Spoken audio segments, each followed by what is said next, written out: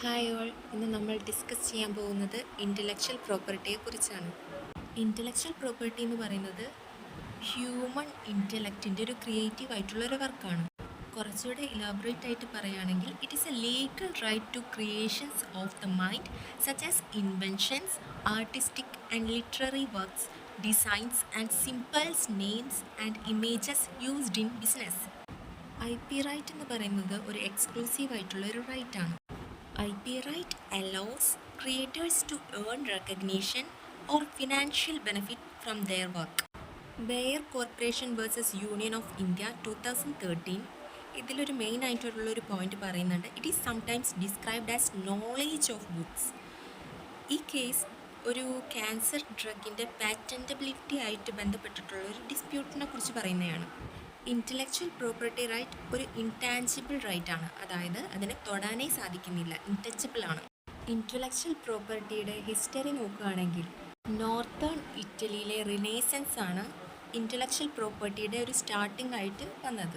14th century, 19th century and 20th and 21st സെഞ്ച്വറിയാണ് IPRൻ്റെ evolve ചെയ്ത് വന്നിട്ടുള്ള ഓരോ കാലഘട്ടങ്ങൾ.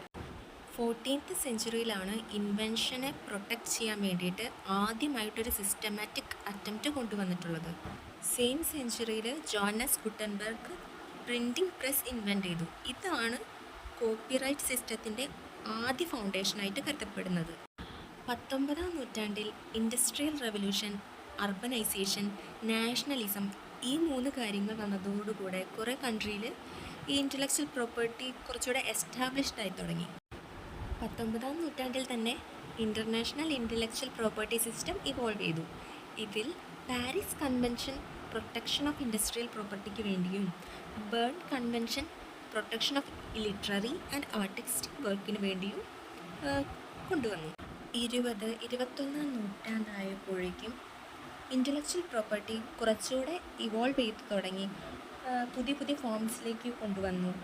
Geographical indications, plant varieties, semiconductor protection, അങ്ങനെ കുറേ ഇൻഫോർമേഷൻസ് കൊണ്ടുവന്നു. ഇതാണ് ഇൻ്റലക്ച്വൽ പ്രോപ്പർട്ടിയുടെ ഷോർട്ട് ഹിസ്റ്ററി.